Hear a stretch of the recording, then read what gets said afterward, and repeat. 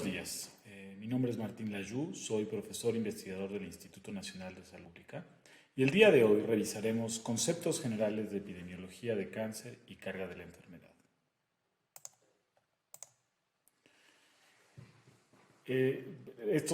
Revisaremos tres temas en general: el panorama general de la epidemiología del cáncer, cómo medimos la carga de esta enfermedad y la carga del cáncer a nivel global y en nuestro país. La prevención es históricamente la estrategia más exitosa y costo efectiva para el control de cáncer. En países como el nuestro, en países de ingresos medios y bajos, hay una creciente demanda y costo de la atención del cáncer, por lo que es particularmente importante la prevención primaria. Hay mucha investigación en modelos celulares de animales que fortalece la inferencia que podemos hacer respecto a factores que afectan la incidencia de cáncer en poblaciones humanas.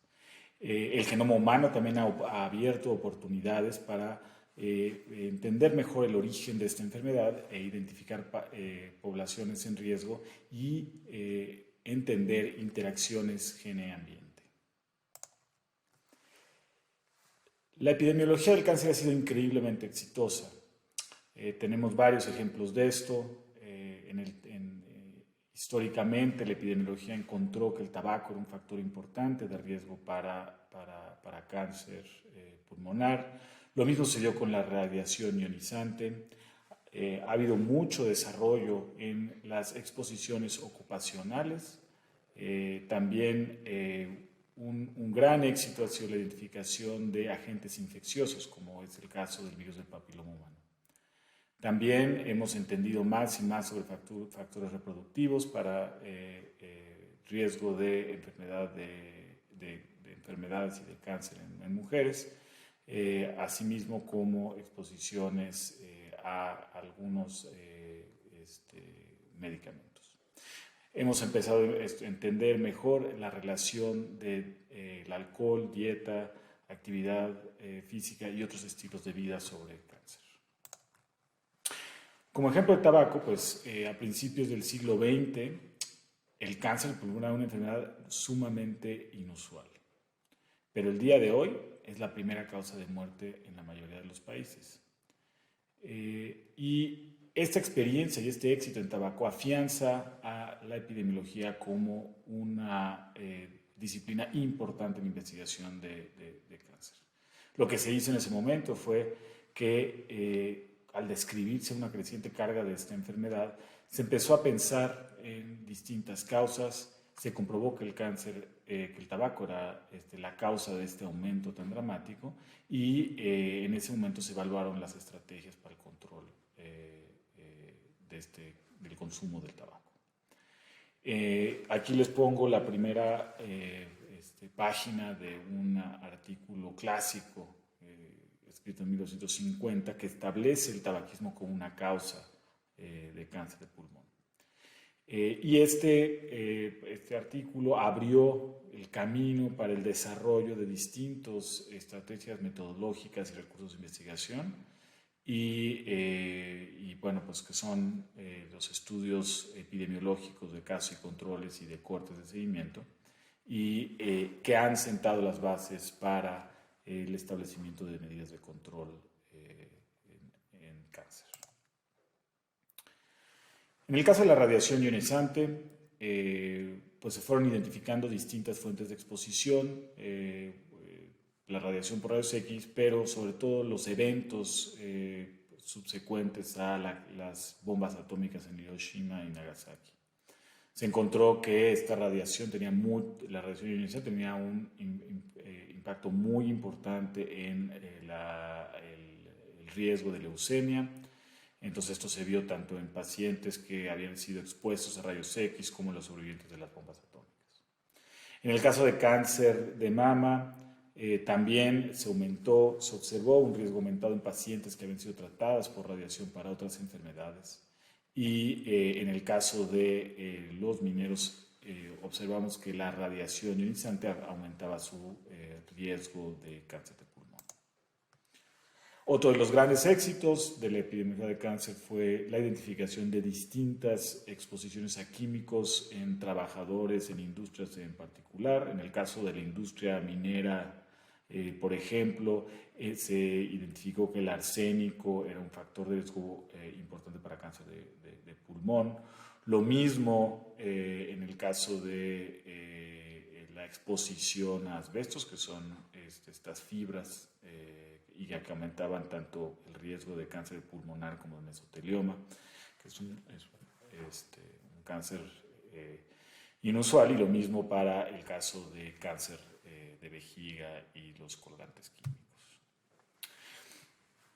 En cuanto a los agentes infecciosos, realmente ha habido un éxito rotundo porque ha sido posible controlar algunos de ellos. Ese es el caso para algunos de estos agentes infecciosos. Esto es el caso de hepatitis B.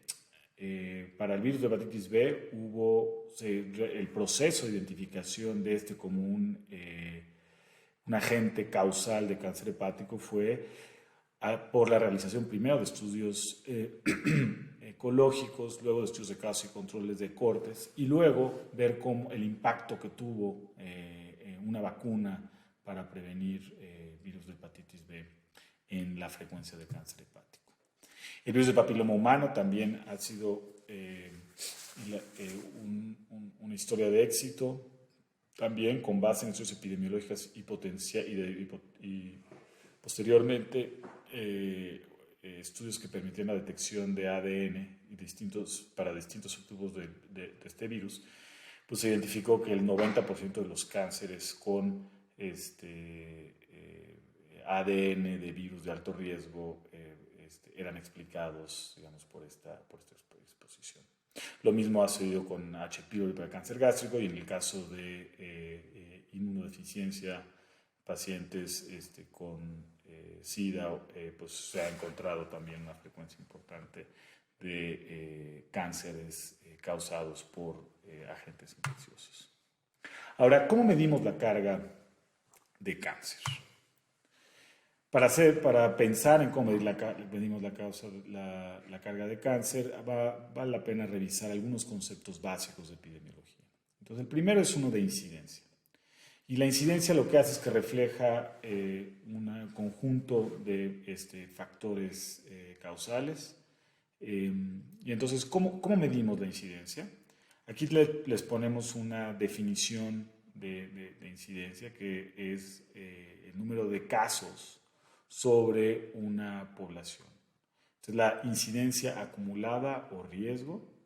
Es importante recordar que para esta medida el tiempo de seguimiento es fijo de las personas, es una población cerrada, es decir, no hay nuevas personas que se integran a ese grupo, y la única razón por la que salen esas personas de este grupo en el que se está midiendo la incidencia acumulada es por tener el desenlace de interés.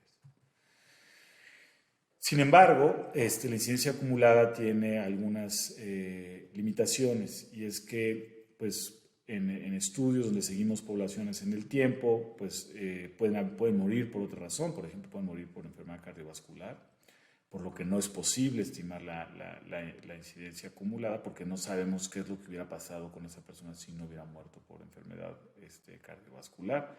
También tenemos personas que dejan de estar en nuestra población de seguimiento. Y por último, pues muchas veces tenemos poblaciones abiertas, es decir, las poblaciones se integran y salen personas. Entonces, lo que sabemos es que para los estudios, cuando seguimos poblaciones, a mayor tiempo de seguimiento hay mayor riesgo de la violación de algunos de estos estas tres razones, que son la pérdida de seguimiento, población abierta y riesgos competitivos, que suceden, como dije, cuando una persona muere por una enfermedad distinta a la del desenlace de interés. Entonces, para darle la vuelta a este problema, lo que se hace es que se estima la tasa de incidencia. Y este es el número de casos incidentes sobre la unidad de tiempo persona en seguimiento. Y por tiempo persona, habitualmente utilizamos, digamos, el años persona en el caso de cáncer, porque se requiere un seguimiento amplio. Ahora, el rango, a diferencia de la incidencia acumulada, que es un riesgo, es una probabilidad que va entre 0 y 1, en el caso de la tasa de incidencia, el rango es entre 0 e infinito y bueno, se asume que la incidencia es constante en el tiempo. Bueno, la tasa de incidencia, entonces, esta es la que realmente se usa más para hacer la comparación entre poblaciones. Generalmente pues, se utiliza como la N estimada es por 100.000 en el caso de cáncer. Pero para poder estimar la tasa de incidencia, pues es difícil la tasa de incidencia de cáncer porque se requiere tener casos de cáncer, digamos, registros de cáncer con base poblacional. Y pues también sabemos que la tasa de incidencia puede alterarse por distintas razones, como es el caso de que haya una mayor capacidad de diagnosticar y entonces algunos cánceres se piense que está aumentando la incidencia, pero en realidad lo que está sucediendo es que tenemos mejor capacidad de identificar esta enfermedad o sea, tanto en términos diagnósticos como en la cobertura de tamizaje. Es decir, típicamente en poblaciones donde se establecen nuevos programas de tamizaje, lo que se observa es una creciente tasa de incidencia y en realidad lo que estamos viendo es que estamos detectando cánceres que de otra forma no hubiéramos detectado. Ahora, conocer la tasa de incidencia es de gran utilidad para medir el impacto de distintas medidas de prevención y control. Entonces, por ejemplo, si reducimos un cierto factor de riesgo, como sería el caso de reducir la infección por virus del papiloma humano o por virus de hepatitis B, podemos ver rápidamente su impacto en la tasa de incidencia, lo mismo para el caso del tamizaje. La mortalidad es otra de las medidas que utilizamos para evaluar la carga de la enfermedad. En realidad lo que vemos es el número de muertes por cáncer por años persona, o como un número de absoluto de casos. Tradicionalmente se considera como el mejor indicador de la carga, pero hay que recordar que incluye tanto la incidencia como el pronóstico. Es decir, si se mejora la capacidad de tratamiento de alguna enfermedad, disminuiremos la mortalidad, aunque no disminuya la incidencia. Y desde el otro punto de vista, si reducimos la incidencia sin cambiar el pronóstico, pues se puede ver una disminución en la mortalidad. Y decir disminuir la incidencia es que efectivamente se hagan medidas de control y que se implementen de forma exitosa. Y finalmente es una muestra, se utiliza frecuentemente como una métrica de éxito. Y una de las razones es que es la gran disponibilidad de esta información, a diferencia de lo difícil a veces que es contar con estudios con registros poblacionales, ¿no? Entonces, sin embargo, sí hay una limitación importante, y es que requiere la utilización esta medida requiere una adecuada capacidad para identificación de las causas, y esto pues depende de nuestra capacidad diagnóstica. Entonces, por ejemplo, algunos casos es difícil distinguir, en el caso de cáncer hepático, si se trata de un cáncer primario o de una metástasis de otra enfermedad. Y dependiendo del caso, puede ser que no sea bueno, depende, digamos, también el diagnóstico, depende del acceso a servicios de salud, pero también la mortalidad puede no ser un buen reflejo de la carga de la enfermedad, porque hay pacientes que se curan, ¿no? Entonces, si mejoramos nuestra capacidad, digamos, de tratamiento, pues entonces puede ser que esto no sea de utilidad para reconocer la carga de la enfermedad. Una cosa que hacemos habitualmente, tanto para las medidas de incidencia como de mortalidad, es estandarizar por edad. Esto lo hacemos si es que queremos hacer comparaciones entre distintas poblaciones, ya que la distribución de la edad puede ser muy diferente y sabemos que la edad es el factor más importante para la ocurrencia de cáncer. Entonces, al hacer la estandarización por edad, lo que hacemos es que quitamos el efecto de la edad, y entonces podemos comparar de forma más justa distintas poblaciones para tratar de entender si hay distintos factores de riesgo que están jugando un papel preponderante en una u otra población. Y regularmente lo que se utiliza es una población estándar, la población estándar que es la distribución de edad mundial, y entonces así podemos fácilmente comparar diferentes países. Eso no quita que uno puede hacer además comparaciones dentro del país. Entonces, por ejemplo, utilizar la distribución de edad en México para entender digamos, comparar diferentes estados que sabemos que pueden tener una distribución de edad muy diferente. Entonces, ¿qué es lo que se hace? Primero se identifica la población, digamos, de interés y se calcula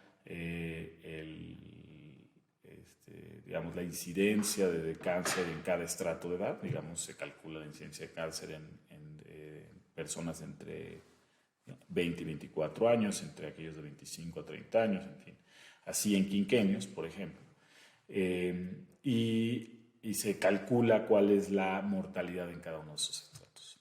Después se toma la proporción de individuos de cada estrato en esta población estándar. Entonces tomamos la proporción, por ejemplo, si decimos, no, pues el 9% de la población se encuentra entre los, o el 9% de la población se encuentra entre los 20 y 25 años, por ejemplo. Y entonces la incidencia o mortalidad estandarizada, es lo que hacemos es que generamos un promedio ponderado de la característica, ¿no? Entonces, usando las proporciones que obtuvimos de la población estándar, ¿no? Entonces, lo que se hace es que se suma, se multiplica la incidencia de cada uno de los estratos por la distribución para generar un promedio ponderado que al sumarse nos da cuál es la distribución, digamos, cuál es esta tasa de mortalidad o de incidencia estandarizada. Y bueno, como decía, podemos hacer esto, es importante nada más pensar cuál es la distribución de edad que nos interesa de acuerdo al tipo de comparación que uno quiere hacer. Entonces, les voy a dar un ejemplo. Aquí, del lado izquierdo pueden ver la distribución de edad de la población mundial. Y entonces, pues así se obtiene. Entonces decimos que el 9% de la población, por ejemplo, está entre 0 y 4 años, o el 5.4% de la población está entre 50 y 54 años, ¿no? Y entonces, lo que se hace es que aquí lo que vemos en este mapa es la tasa de incidencia de todos los cánceres para 2018 ajustada por edad. Entonces lo que se hace, por ejemplo, en el caso de México, es que se calcula para cada uno de estos grupos de edad cuál es la incidencia de cáncer. Una vez que se tiene ese número se multiplica por digamos, 0.08 y 0.08, y acá sería el 0.0659, y se suma. Y entonces al tener esa suma, el resultado de esa suma nos daría cuál es la tasa de incidencia estandarizada para México, y la podemos comparar entonces con la tasa de incidencia para todos estos lugares. Aquí les dejo, digamos, esta es la fórmula, ¿no? Y realmente lo que hay que pensar es que al estandarizar, lo que estamos haciendo es que estamos diciendo, bueno, ¿cómo hubiese sido, por ejemplo, lo que estamos respondiendo a la siguiente pregunta? ¿Cómo hubiese sido la tasa de incidencia de cáncer en México si la distribución de edad hubiese sido, contrario a lo que es, o sea, contrafactualmente, la distribución de edad del estándar mundial? Eso es lo que estamos haciendo. Y eso mismo lo repetimos para los diferentes países. Entonces, eso nos permite realmente hacer una comparación mucho más justa que digamos, quita el efecto que vemos dado por la distribución de edad. Ahora, ¿cuál es otra medida que utilizamos? La otra medida es prevalencia, y esta medida, hay que recordar, es en función de dos cosas. Es en función de la incidencia y de la duración de la enfermedad. Entonces, podemos tener prevalencia muy alta para un cáncer raro si la supervivencia es alta. Entonces, por ejemplo, podemos tener una prevalencia alta. El caso de cáncer testicular es un cáncer en el que hay una supervivencia muy alta, pero es un cáncer infrecuente. Entonces significa que podemos tener una prevalencia muy alta. Ahora, la prevalencia puede aumentar si aumenta nuestra capacidad para tratar estas enfermedades, ¿no? Y ahora, ¿para qué es útil la prevalencia? La prevalencia es útil para definir cómo asignar recursos para el tratamiento de personas con esta enfermedad. No es tan útil, por ejemplo, para hacer evaluaciones de factores de riesgo, porque, como dijimos, es en función tanto de la incidencia como de la enfermedad. Entonces, si hacemos un análisis, por ejemplo, de un factor de riesgo, no sabemos si ese factor de riesgo es un factor que afecte la incidencia o un factor que afecta la duración de la enfermedad. La siguiente medida que utilizamos para la carga de la enfermedad es la supervivencia. La supervivencia es, digamos, la proporción de pacientes con cáncer que sobreviven un tiempo definido. Usualmente utilizamos 1, 3 y 5 años. 5 años siempre siendo esta medida de, digamos, la supervivencia cuando pensamos que si las personas sobreviven más de 5 años, pensamos que han sido curadas de la enfermedad. Sin embargo, dependerá de los distintos sitios de cáncer. La supervivencia depende de múltiples cosas, entonces siempre que pensemos en supervivencia como una medida de la carga de esta enfermedad, tenemos que pensar en que pues, depende de la propia enfermedad, digamos, de la etapa en la que fue diagnosticada la persona.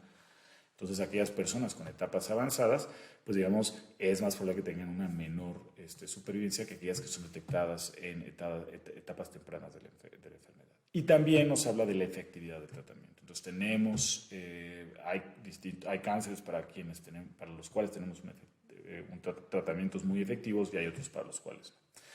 Entonces, ¿cuál es la limitación de esta medida? Y eso siempre hay que tomarlo en cuenta, pues está en función de estos factores de los que hablamos, ¿no? Entonces, y también nuestra capacidad para darle seguimiento a las personas. Y eso pues, en muchos contextos no es tan fácil. Y como dijimos, puede ser afectado por nuestra capacidad de detección oportuna, ya sea por tamizaje o diagnóstico temprano. Y también la otra cosa que puede ser una limitación es que bueno, pues nada más nos habla o sea, de una dimensión sin hablar de la dimensión de calidad de vida, porque podemos tener personas que sobreviven un largo tiempo, sin embargo su calidad de vida es mala. Entonces, en general, es buena métrica para hablarnos de acceso a servicios de salud y también hablarnos de la capacidad de diagnóstico oportuno, ¿no? Ya sea por diagnóstico temprano o por tamizaje. Ahora, una medida que se ha utilizado mucho y se ve con frecuencia es esta medida de la razón de mortalidad de incidencia.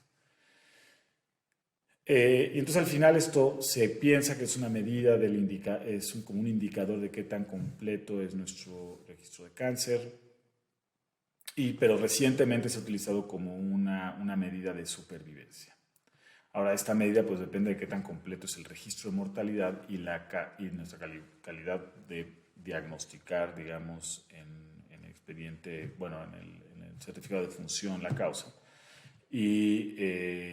Pero sin embargo, pues vendrá la información de dos fuentes distintas, ¿no? De dónde viene la muerte y la incidencia.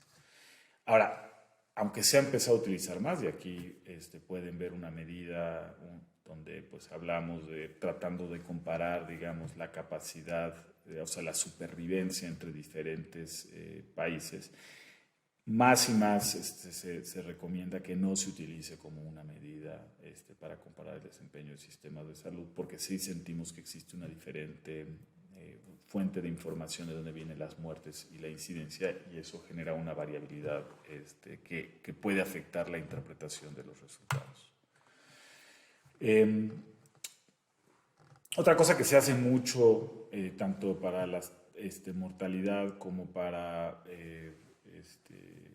las estimaciones de incidencias, es que las tenemos de manera puntual, es la evaluación en el tiempo. Entonces, la evaluación en el tiempo, o sea, cómo va cambiando, digamos, estos indicadores en el tiempo. Entonces, lo hemos hecho para, se utiliza en esas tendencias, hay dos medidas que se utilizan frecuentemente, que es el APC, que es el porcentaje de cambio anual de las tasas, ¿no?, entre una serie de puntos. Y el otro, entonces lo que es el APC, lo que establece es una serie, en este caso, digamos, se genera una línea, la mejor línea de regresión que uno puede encontrar entre estos puntos, y se define como un porcentaje de cambio anual en tasas que más o menos tienen la misma tendencia. Aquí vemos que hay un cambio en la tendencia, entonces tiene que estimar un segundo porcentaje de cambio. Y luego hay una medida más global que se llama el AAPC, que es el cambio promedio porcentual anual, que toma en cuenta las diferentes pendientes. Entonces, en este caso, por ejemplo, este es el caso de tendencia de mortalidad por leucemia linfoblástica aguda en México entre 1990 y 2016. Lo que vemos es una tendencia, digamos, vemos 3 APCs, ¿no?, para diferentes periodos, uno para 1990 a 2006, uno de 2006 a 2009 y otro de 2009 a 2016, pero podemos estimar en general un AAPC, y aunque parece no ser significativo, diría que, digamos, la tendencia es una tendencia, digamos, estable, ¿no? Otra medida muy importante es los años de vida perdida. Esto permite distinguir, es una medida para distinguir muertes por cáncer en la infancia y la edad adulta. Y esta es una medida que puede, digamos, afectar dramáticamente la carga relativa de cáncer cuando en comparación con incidencia y mortalidad, ¿no? También tenemos los DALYs, que son los años de vida ajustados por discapacidad. Esta es una medida un poco más compleja porque es una medida que multidimensional, que básicamente trata de incluir los años de vida saludable perdidos, tomando en cuenta la reducción en la calidad de vida, digamos, por cáncer, ¿no? Y entonces el DALY está en función de los años de vida perdida, los años perdidos por discapacidad. Y esta última medida nos está, digamos, ponderada por la discapacidad generada. Y esto, pues, es una medida que realmente ha sido muy útil para comparar el impacto de distintos tipos de cáncer. Ahora, vamos a hablar de la carga global de cáncer y qué es lo que sabemos. Entonces, una cosa importante que saber es que hay una primera fuente de información de la carga de cáncer global, que es Globocan. Este es parte del Observatorio Global de Cáncer, lo hace la Organización Mundial de la Salud. Y entonces esto se va actualizando con una cierta frecuencia. La más reciente fue en 2018.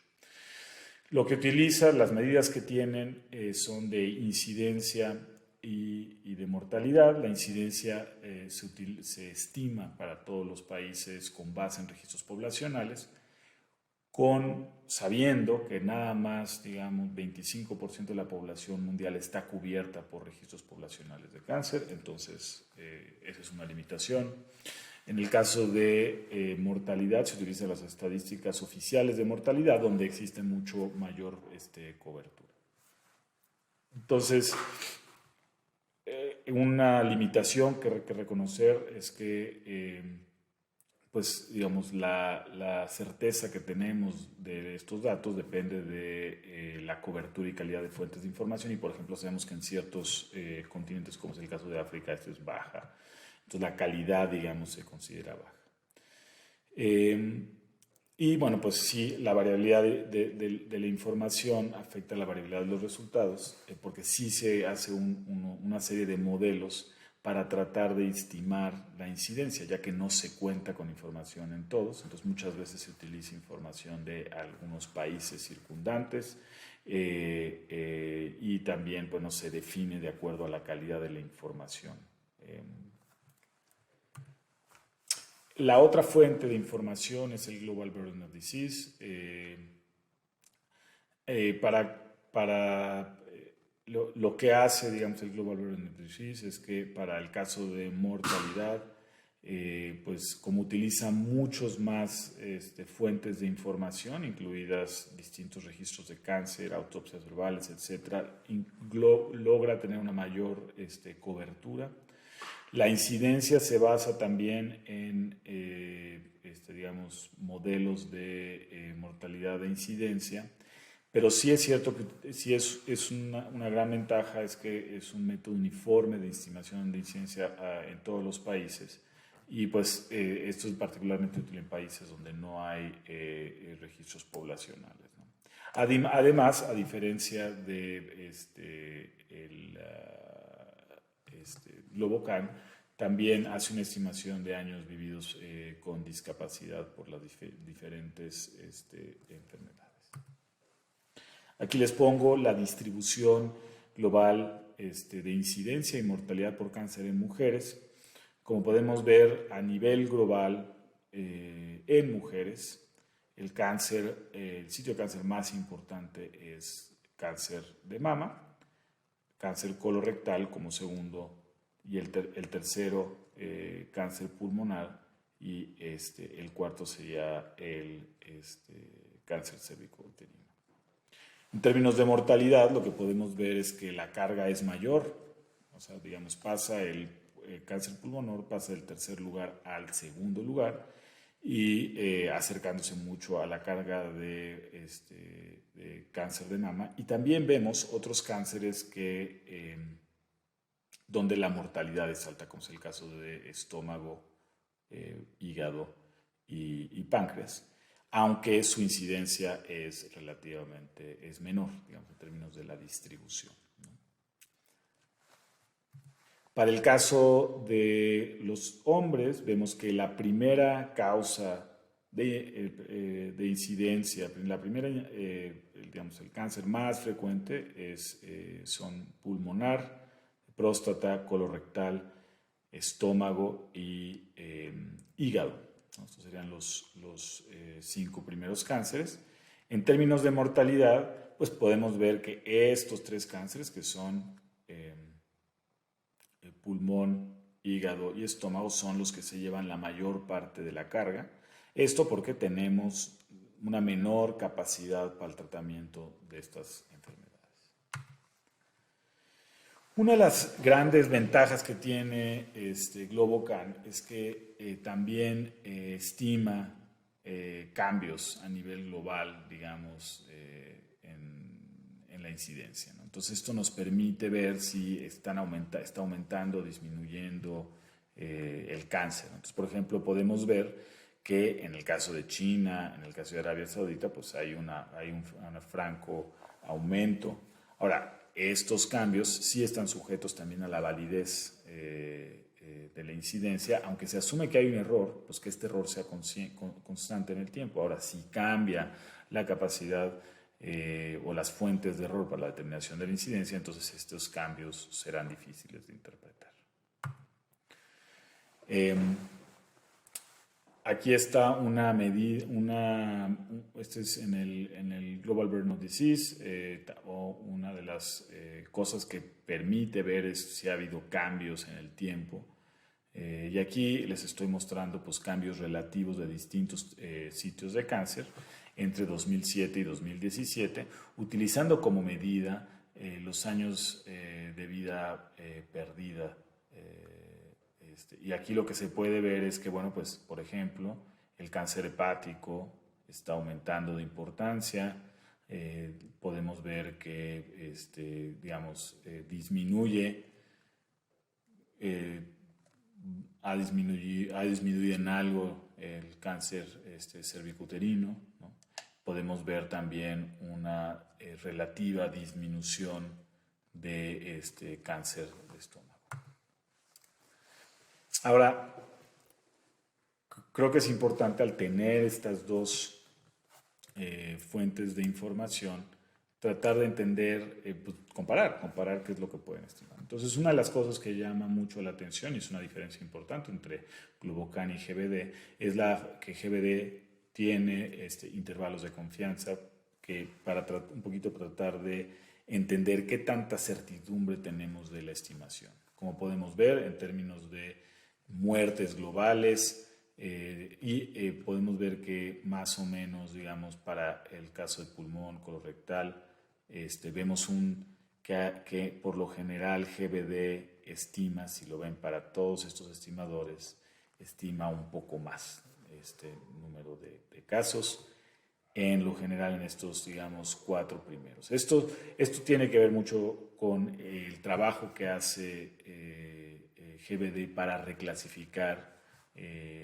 causas de cáncer que no son clasificables, que no fueron clasificadas de cáncer. Estas son, en los registros de cáncer se llaman, son registros basura, y GBD los reclasifica y los atribuye a ciertas causas. Aquí les pongo también una comparación de la tasa de incidencia global estandarizada por edad. Entonces aquí, por ejemplo, podemos ver que en el caso esta es la tasa de incidencia, vemos que sí son fuentes de información y estrategias distintas de modelaje. Podemos ver en general, pues que por ejemplo para pulmón, bueno, sabemos que pulmón y cáncer de colon y recto, las definiciones son un poco distintas. En general, o sea, lo que hace GBD es que es más incluyente, entonces por eso es entendible que veamos, digamos, importantes diferencias en la estimación entre ambos.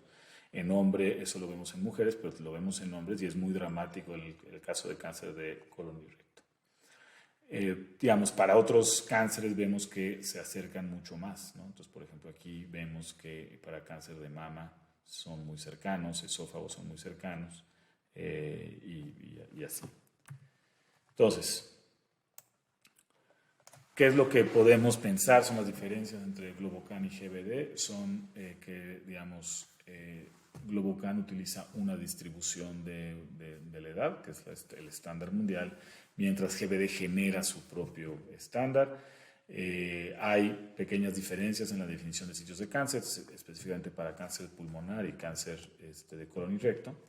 Y GBD hace una corrección de causas de mortalidad, por eso es que generalmente para varios de los casos de cáncer vemos una mayor carga, digamos, en GBD en comparación con Globocan. Entonces, bueno, vamos a regresar a pensar en esta comparación entre Globocan y GBD. Globocan, la incidencia la estima con base en registros de cáncer con base poblacional, y para países donde no los tiene utiliza información de países cercanos, y pues tiene lo que es importante es que es información clínica más detallada, donde hay, por ejemplo, se cuenta con el diagnóstico histopatológico, y como dije, para estos países donde no hay información, hace un modelo, pero también utiliza información de países cercanos.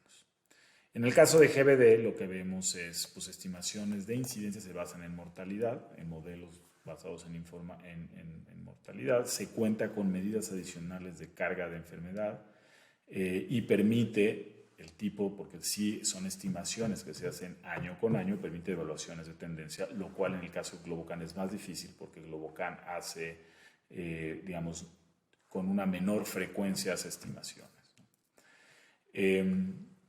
Y lo que trata de hacer GBD es tomar más información, aunque sea de una menor calidad. Lo que sucede con GBD a veces es que hay una alta complejidad en el modelaje, y el ajuste de códigos hace a veces, requiere un cierto nivel, digamos, de sofisticación para entender cómo se dice. Lo que creo que es importante es considerar los complementarios.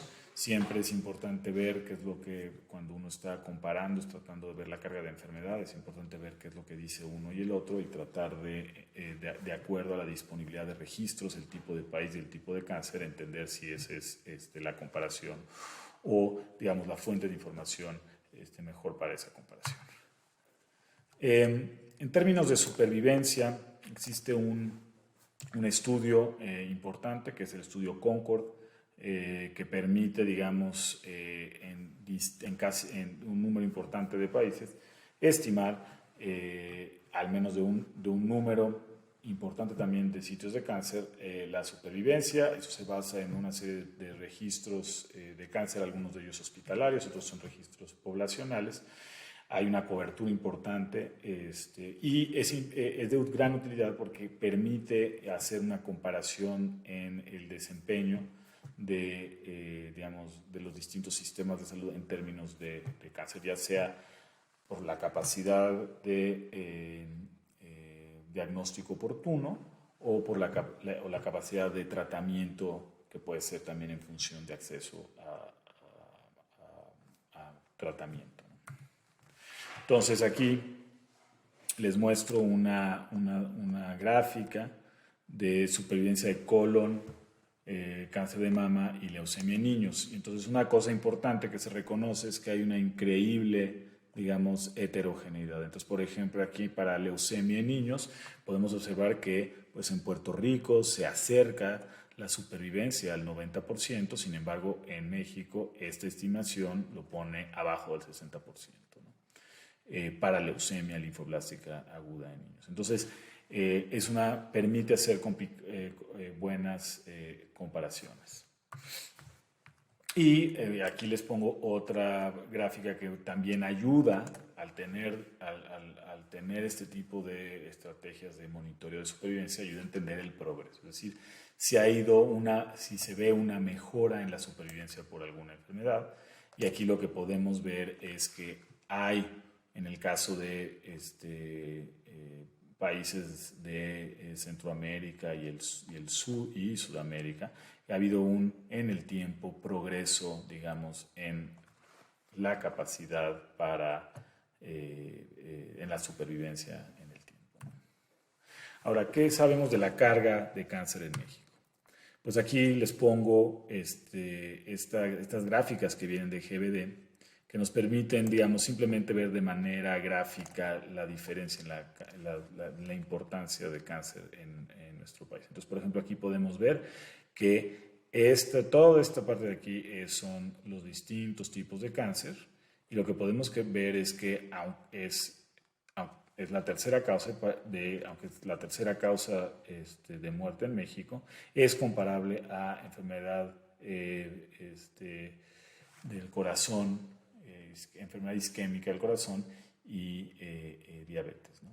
Y luego aquí podemos ver la importancia relativa de las diferentes muertes. En México se estima que hay cerca de 90,000 muertes anuales por cáncer, y aquí podemos ver pues, la relación, digamos, en términos relativos, la importancia de cáncer pulmonar, cáncer hepático, cáncer de estómago, cáncer de mama, etc. Ahora, en términos de la mortalidad por cáncer ajustada para edad, es de 68 por 100,000. Sin embargo, esta medida es paradójico que México tenga una mortalidad por cáncer tan baja. Entonces, ¿por qué? Porque México es una población que ha envejecido, tiene una transición, ha habido una transición epidemiológica, hay menos muertes por enfermedades infecciosas, y los cánceres son frecuentemente identificados en etapas avanzadas. Entonces, puede ser que no estamos haciendo una buena codificación de las causas de función. Sin embargo, hicimos un análisis comparando dos fuentes de información, que son el INEGI, que son la fuente, digamos, oficial de mortalidad, y el SED, que es un sistema epidemiológico de funciones, que de vigilancia epidemiológica, y encontramos que realmente no hay mucha diferencia. Entonces, vemos que realmente, al menos el procesamiento de los certificados de defunción no explica la baja mortalidad. Sin embargo, es posible que tengamos una menor capacidad diagnóstica para atribuir a cáncer ciertas muertes. Aquí les muestro lo que vemos cuando comparamos las muertes por cáncer en GBD y Globocan. Como habíamos visto previamente, si observamos que, por ejemplo, en GBD, para el caso de pulmón y colorectal, porque son diferentes las clasificaciones del sitio de cáncer, vemos una mayor carga que la observada. Digo, en el caso de hombres vemos que es casi el doble. Ahora, y pues también vemos lo mismo con el caso, por ejemplo, de cáncer de mama, hay un aumento importante, ¿no? Y en general vemos que es mayor lo que se estima con GBD que lo que se estima con Globocan, porque como dijimos hay un proceso de reclasificación de casos de muerte que no tienen un código con una causa. Perdón, este es el caso de incidencia, perdón, una disculpa, esta es incidencia. Y aquí lo que vemos, por ejemplo, de manera interesante es que para incidencia la estimación, por ejemplo, de cáncer de mama en Globocan y en GBD es la misma. En otros cánceres es relativamente cercana, por ejemplo, un cáncer muy letal, que es hígado, vemos que también es bastante cercana. Sin embargo, para cáncer cervicuterino sí vemos GBD estima una incidencia mucho mayor a la que estima Globocan para nuestro país. Lo mismo para el cáncer de estómago. Y bueno, como habíamos visto, pues sí, para estos cánceres, tanto pulmonar como de colon, sí vemos una diferencia también importante en términos de la comparación de incidencia. Una vez más, una disculpa, esta gráfica se refiere a incidencia, no a muertes. Aquí rápidamente nada más para recordar que existe es una diferencia importante el utilizar años con vía de discapacidad, y aquí por ejemplo vemos que en términos de cáncer, el cáncer en hombres, como recordamos en hombres en México, el cáncer pues de próstata, digamos, era importante, pero es un cáncer, digamos, que cuando lo vemos, pero no el de más importancia, cuando vemos su carga en términos de años de vida de discapacidad, es el que tiene más por mucho en el caso de los hombres, ¿no? Ahora, otra cosa, una característica importante de nuestro país es que hay una diversidad de experiencia de cáncer, y esto nos habla de que hay una gran heterogeneidad en nuestro país, probablemente atribuible tanto a una diferencia de distribución de factores de riesgo como también posiblemente a distintas capacidades diagnósticas. Entonces, por ejemplo, aquí vemos que hay ciertos estados en los cuales, por ejemplo, la primera causa vemos en estados como rurales, como son Campeche, Chiapas, Guerrero, Morelos, Estado de México, el cáncer de estómago es un cáncer de gran importancia. Sin embargo, en zonas más, digamos, más urbanas, por ejemplo, como es el caso del Distrito Federal, el cáncer de estómago es, digamos, la cuarta causa de muerte por cáncer, mientras que la primera causa es cáncer colorectal, que para otros estados, como el estado de Chiapas, es la sexta causa. Entonces es muy importante reconocer que en nuestro país hay muchas diferencias. Bueno, en términos de supervivencia por cáncer en México en general no hay una buenas estimaciones nacionales. Sin embargo, haciendo un esfuerzo, esta es una publicación que hicimos recientemente para tratar de estimar la supervivencia de leucemia linfoblastia aguda en niños. Entonces aquí nada más es la estimación para aquellos niños que fueron tratados en el Seguro Popular entre 2005 y 2015. Y observamos una supervivencia del 62%. Ahora, el Seguro Popular generó un importante acceso a tratamiento que llegó hasta casi 1,000 casos anuales de leucemia que eran financiados por Seguro Popular y aseguraban ese financiamiento, entonces generó gran acceso. Sin embargo, en términos de desempeño, si nos comparamos, por ejemplo, con países de ingresos altos o inclusive con países como Chile y Argentina, realmente México tuvo un desempeño muy, muy malo. Entonces, esto nada más para recordar, la supervivencia nos ayuda a entender puede ser un buen indicador tanto de acceso como de calidad de atención para esta enfermedad. Aquí les ponemos algo similar también para un análisis similar que se hizo en casi 60,000 mujeres que fueron tratadas por cáncer de mama. Una cosa que llama mucho en el Seguro Popular entre 2007 y 2016, una cosa muy interesante es que lo que vemos es que digamos, la supervivencia para mujeres en etapas tempranas es casi de 90%, ¿no? Sin embargo, esta supervivencia va bajando conforme llegamos a etapas más avanzadas. Y una cosa muy importante es que en países como Estados Unidos, menos del 20% de la población, de las personas que se presentan con enfermedad, con cáncer de mama, digamos, se encuentran en etapas localmente avanzadas o metástasis, mientras que en nuestro país es casi 65%. Entonces esto nos habla de la importancia de tener estrategias de diagnóstico oportuno, ya sea a través de tamizaje o de diagnósticos tempranos. Bueno, los registros de cáncer con base poblacional, pues esto es una estrategia de recolección de sistemática de información sobre neoplasias en una población definida geográficamente. Es central para el control de cáncer porque nos ayuda a planear y evaluar medidas de control y el perfil de carga del real del cáncer en una población con cambios en el tiempo. Y nos permite hacer realmente estimaciones muy robustas de prevalencia, incidencia, mortalidad y supervivencia. En México recientemente desarrollamos una red nacional de registros de cáncer. Estos son los primeros resultados que fueron publicados en 2020 para el registro de Mérida, pero pues tenemos una serie de registros que se han desarrollado en nuestros distintos estados y ciudades. Y estos son registros de base poblacional que nos permiten tener una estimación robusta de los diferentes medidas de la carga de la enfermedad. Otro desarrollo importante en los últimos años es el estudio de salud de las maestras. Este es un estudio de cohorte que empezó en 2006 y 2008 con mujeres, que a la fecha ha identificado 1.600 casos de cáncer de mama y múltiples muertes por cáncer. Entonces, es muy importante contar con estos recursos en investigación porque estos nos permiten no nada más hacer una buena estimación de la incidencia, aunque sea en un subgrupo de la población, pero también evaluar el impacto de distintos factores de riesgo en nuestra población.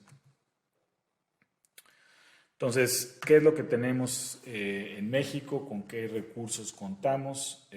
Tenemos, digamos, registros de cáncer con base poblacional que están iniciando, tenemos que fortalecerlos, nos van a permitir eventualmente evaluar de forma robusta entender el impacto de la población de medidas de prevención y control, es decir, vamos a poder rápidamente entender si ciertas estrategias de prevención y control están teniendo impacto en la incidencia. Tenemos el estudio de las maestras, es el estudio de cohorte de cáncer más grande de Latinoamérica. Esto nos va a permitir entender mejor factores de riesgo para incidencia y mortalidad de cáncer y eventualmente supervivencia, con la gran ventaja de, a diferencia de las cohortes clínicas, contar con información previa al diagnóstico de la persona. Pero sí necesitamos hacer un gran esfuerzo por reforzar los registros hospitalarios. Con el cambio en el sistema de salud en México, van a desaparecer o desaparecieron los registros electrónicos del Seguro Popular, lo que va a dificultar realmente evaluar el desempeño de México al menos para un número de cánceres, entendiendo cuál es la supervivencia. Sin embargo, hay una serie de iniciativas nuevas, como es el caso de MAS, que es México en alianza con St. Jude, que es una estrategia para reforzar registros hospitalarios de cáncer en niños en México, lo que va a permitir eventualmente entender, digamos, si distintas medidas de acceso, que aseguren acceso a tratamiento o que aseguren calidad de atención, pueden disminuir la carga de esta enfermedad. Bueno, por mí esto ha sido todo el día de hoy. Agradezco mucho su atención.